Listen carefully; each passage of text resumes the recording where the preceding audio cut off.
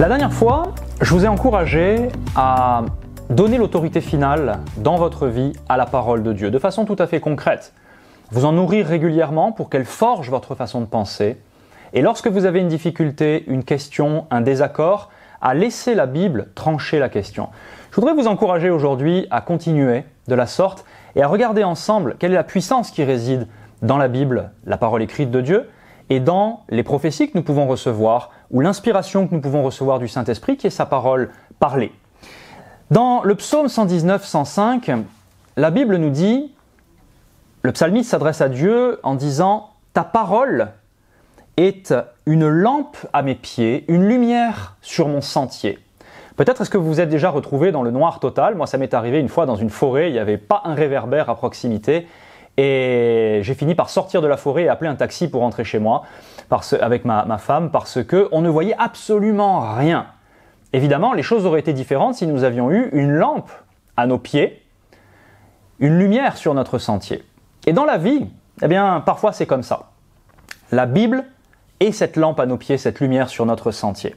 Il y a un autre passage des Écritures que je voudrais lire avec vous qui se trouve dans l'Épître aux Hébreux, chapitre 4, verset 12, où il nous est dit « Car la parole de Dieu est vivante et efficace, efficiente on pourrait dire, plus tranchante qu'une épée quelconque à deux tranchants, pénétrante jusqu'à partager âme et esprit, jointures et moelles.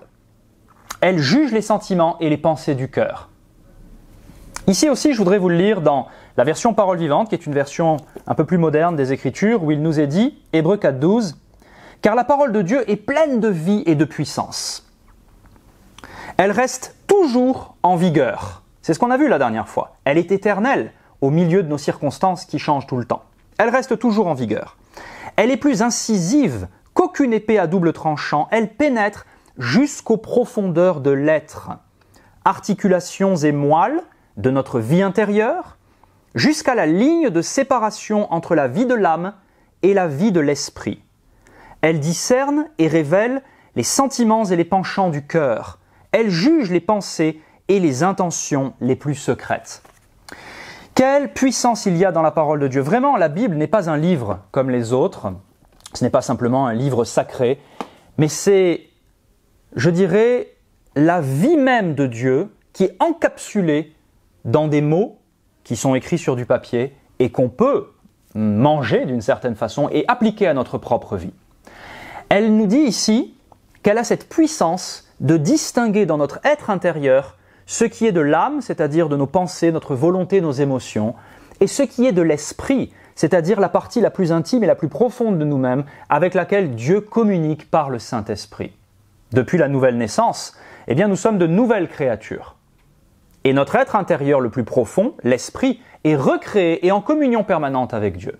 Toutefois, notre âme, nos pensées, nos émotions, notre vécu, notre background, notre bagage, nos filtres à travers lesquels on voit, on analyse le monde autour de nous, eh bien, lui-même est pollué d'une certaine façon. Et parfois, on a du mal à prendre des décisions parce qu'on veut faire la volonté de Dieu, mais on n'arrive pas à savoir ce qui est de notre esprit et ce qui est de notre âme, qui, elle, a encore besoin d'être régénérée au fur et à mesure et d'être retravaillée par le Saint-Esprit, renouvelée. Alors la parole de Dieu, eh bien, c'est là qu'elle entre en jeu. Et lorsqu'on s'en nourrit, elle va nous aider à faire le distinguo. Vous vous rendez compte à quel point elle est une aide précieuse lorsqu'il s'agit de prendre des décisions dans la vie. Dans Matthieu chapitre 4 au verset 4, on sait ce que Jésus a dit. Il a dit « L'homme, c'est-à-dire l'être humain, ne vivra pas de pain seulement, mais de toute parole qui sort de la bouche de Dieu. » Autrement dit, ce que ce monde peut avoir à offrir, les éléments naturels, ce qui peut nourrir notre réflexion, ce qui peut nous aider à payer nos factures, ce qui peut nous sembler évident, vital, ne suffit pas.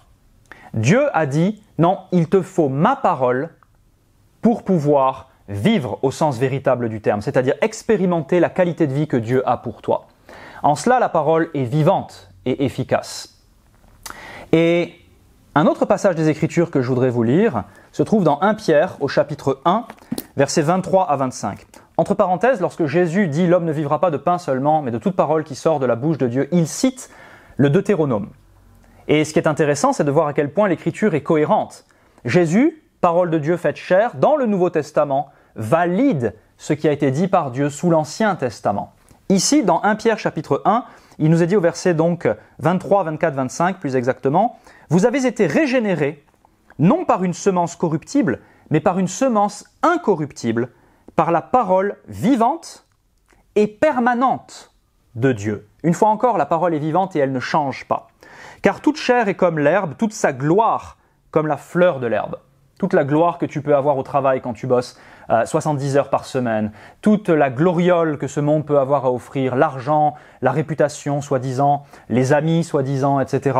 Eh bien tout cela est comme l'herbe et la fleur de l'herbe, ça sèche, ça tombe, mais la parole du Seigneur demeure éternellement.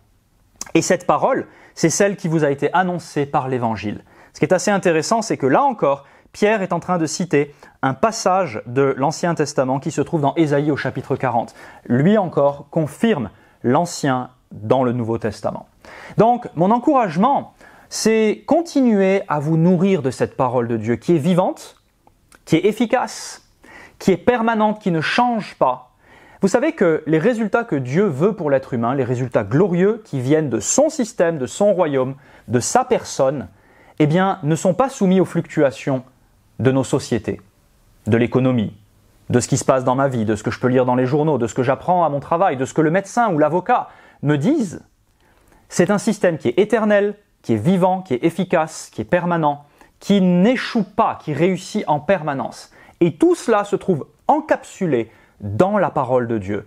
Parole qu'il nous invite à lire, dont il nous invite à nous nourrir, qu'il nous invite plutôt à considérer comme l'autorité finale dans notre vie. Vous comprenez mieux pourquoi je vous encourageais dans un précédent podcast à considérer la parole de Dieu comme l'autorité finale dans votre vie, lui accorder toute l'importance nécessaire. Parce que vous allez pouvoir bénéficier de tout cela. Une fois encore, si vous n'arrivez pas à la maison à vous mettre d'accord sur un sujet, cherchez ensemble ce que dit la parole de Dieu et convenez ensemble quel sera l'arbitre, le juge. Souvenons-nous de ce que nous avons lu dans Hébreux 4 tout à l'heure. Elle tranche, elle juge de la bonne façon. Pourquoi ? Parce que beaucoup de gens considèrent que la parole de Dieu est une liste de « il ne faut pas ». Oh, combien ça n'est pas ça. Ils considèrent que c'est une liste d'obligations, d'interdits, que c'est un livre qui est restrictif, qui empêche les gens de vivre. C'est exactement le contraire. La parole de Dieu veut nous procurer la vie de Dieu, la liberté de Dieu. Et lorsque nous sommes au milieu d'une période difficile, lorsque nous sommes au milieu peut-être de confusion, lorsque les choses changent en permanence, il y a quelque chose qui est permanent et qui ne change pas, c'est la Bible. Donc je veux vous encourager aujourd'hui, à nouveau, accordez-lui l'importance nécessaire, plongez-vous régulièrement, nourrissez-vous de cette parole, qu'elle forge votre façon de penser, quelle est l'autorité finale. De surcroît, et je termine avec cela, lorsque le Saint-Esprit va vouloir vous parler sur des choses personnelles de votre vie, il va se servir de la parole écrite que vous avez mise en vous comme d'un matériau sur lequel construire. Plus vous mettez la parole écrite à l'intérieur de vous, plus le Saint-Esprit va être capable de vous parler. Et vous allez être de plus en plus capable de l'entendre, car la parole écrite aura fait le tri entre ce qui est de l'âme et ce qui est de l'esprit. Le Saint-Esprit et la parole écrite fonctionnent toujours ensemble, main dans la main. La Bible ne contredira jamais ce qui concerne le Saint-Esprit. Le Saint-Esprit, si c'est lui qui vous parle, ne contredira jamais ce que dit la Bible. Vous comprenez qu'il s'agit d'un cercle vertueux, que les deux fonctionnent ensemble, et la Bible va vous donner un certain nombre d'indications pour pouvoir avancer dans la vie. Le Saint-Esprit va venir en tant que votre assistant, votre aide, votre soutien, apporter des touches plus personnelles au quotidien dans ce que vous devez faire. Dieu vous bénisse. Donnez à la parole de Dieu l'autorité finale dans votre vie.